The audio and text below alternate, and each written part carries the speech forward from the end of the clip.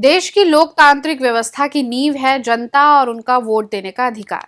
लेकिन जब इसी मतदाता की गिनती और दोबारा जांच पर ही सवाल उठने लगे तो मामला सिर्फ प्रक्रिया का नहीं बल्कि लोकतंत्र की जड़ों का होता है। बिहार में चल रही विशेष गहन पुनरीक्षण प्रक्रिया, जिसे एसआईआर कहा जाता है, अब एक बड़े राजनीतिक विवाद में बदल गई है, जिसकी चर्चा दिल्ली से लेकर छत्तीसगढ़ तक हो रही है। असल में बिहार में जो एसआईआर प्रक्रिया शुरू हुई थी, अब उसने राज्य की सीमाओं को पार कर दिल्ली तक की राजनीति को गरमा दिया है। इस मुद्दे पर विपक्षी दलों ने केंद्र सरकार के खिलाफ मोर्चा खोलते हुए तीखा हमला बोलना शुरू कर दिया है। विपक्ष संसद के मानसून सत्र में इस पर चर्चा की मांग कर रहा है। उनका आरोप है कि एसआईआर के बहाने लाखों लोगों से उनका वोट देने का हक छीना जा रहा है। अब यही मुद्दा छत्तीसगढ़ तक पहुंच गया है।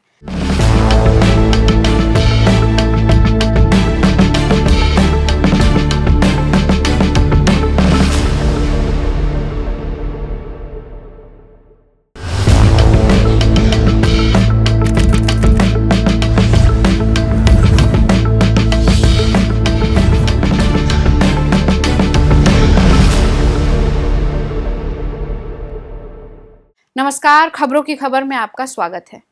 छत्तीसगढ़ के कांग्रेस नेताओं को आशंका है कि आने वाले चुनाव में प्रदेश में भी बिहार जैसी साजिश हो सकती है।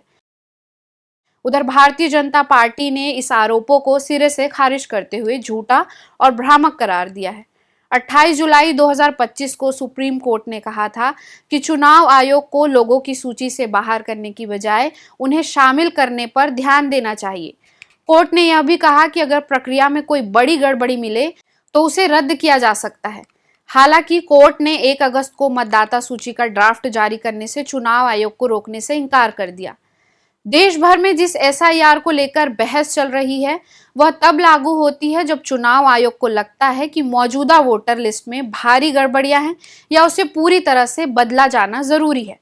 आमतौर पर यह प्रक्रिया चुनाव से पहले या फिर किसी प्रशासनिक बदलाव जैसे कि परिसीमन के बाद अपनाई जाती है।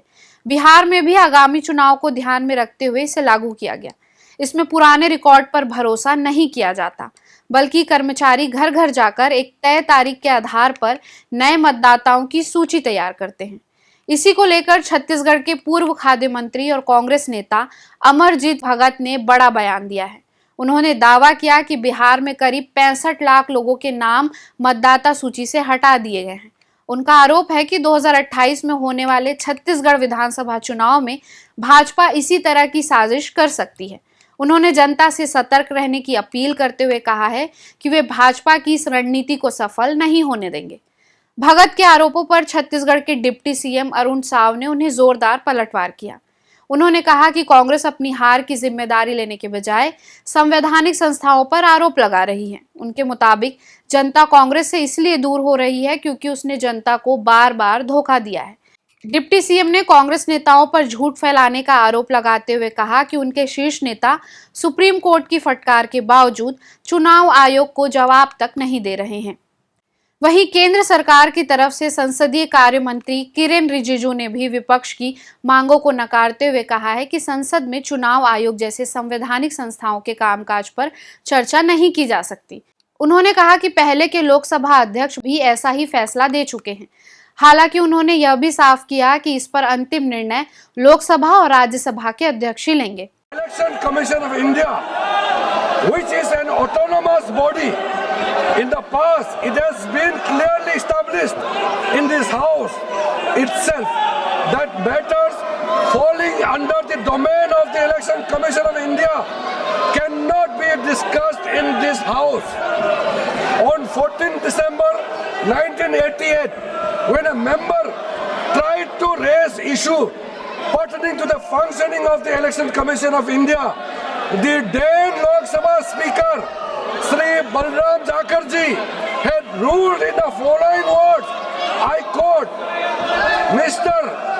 to the member, you know that I cannot comment upon the actions and decisions of the Election Commission, which is an autonomous body, nor can they do it. You have to change the constitution. I cannot allow, I cannot break the rules, unquote. He further further stated that under the existing constitutional provisions, the House cannot comment upon the action of the Election Commission. Trinamool Congress के वरिष्ठ नेता और राज्यसभा सांसद Derek O'Brien ने सरकार को घेरते हुए कहा, भाजपा संसद में एसआईआर पर चर्चा से डर रही है।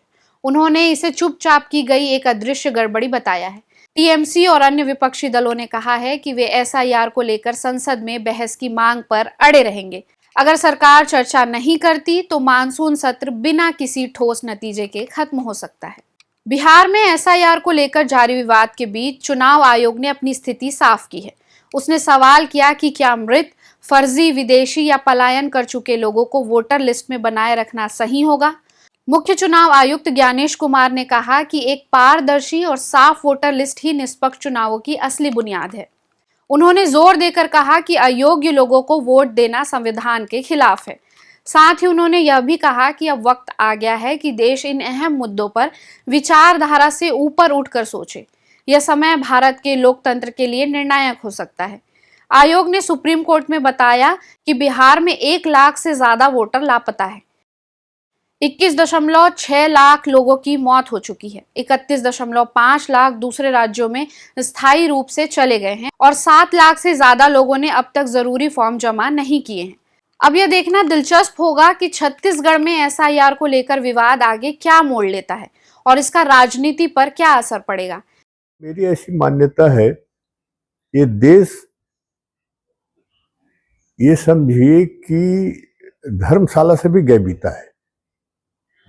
कौन आ रहा है, कौन जा रहा है इस देश में विदेशी, इसका कोई अप टू डेट रिकॉर्ड नहीं है, न रखने की कोशिश है। इतना बड़ा देश है, इतनी व्यवस्था है, क्यों नहीं रख सकते भाई? विवाद तो वहीं से शुरू होता है ना।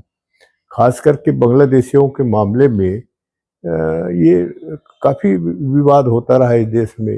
रोहिंग्या के मामले में होता रहा है और सरकार के तरफ से आज भी ये कहते हैं कि हैं, ये तो मानते हैं कि भाई कि अवैध रूप से हैं। तो जो चुनाव आयोग का जो ये है, पर सवाल ये है कि जो काटने का क्राइटेरिया है, ये राज्य में अलग अलग परिस्थिति है। बहुत से राज्य काफी जागरूक हैं शिक्षा के मामले में और भी मामले में, वहां तो जो भी क्राइटेरिया होगा वो तो अपनी जगह है। पर छत्तीसगढ़ में जहाँ आदिवासी इलाके हैं, यहाँ भी मैं तो इस पक्ष में हूँ कि कहीं हो, पर फुल प्रूफ होना चाहिए। अब जैसे लोग बताते हैं कि पुरानी मिसल के यानी रिकॉर्ड चाहिए या एजुकेशन सर्टिफिकेट की रिकॉर्ड चाहिए, तो बस्तर में कितने पास होगा?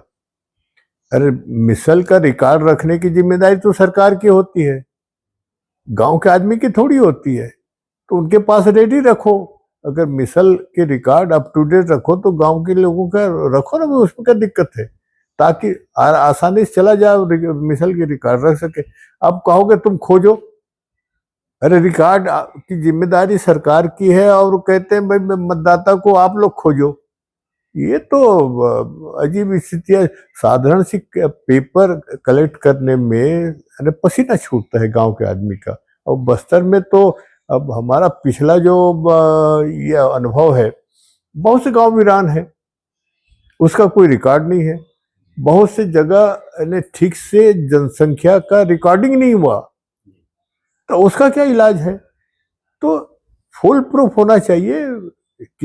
चुनाव आयोग को हर राज्य की अलग अलग परिस्थिति के बारे में सोचना चाहिए और सुधार जरूर हो, मैं इस पक्ष में हूँ। और जो गलत मतदाता है उसको निकाल बाहर करनी चाहिए, इसमें कोई दो राय नहीं है। पर उसके आड़ में सही मतदाता भी वंचित है, ये भी गलत है।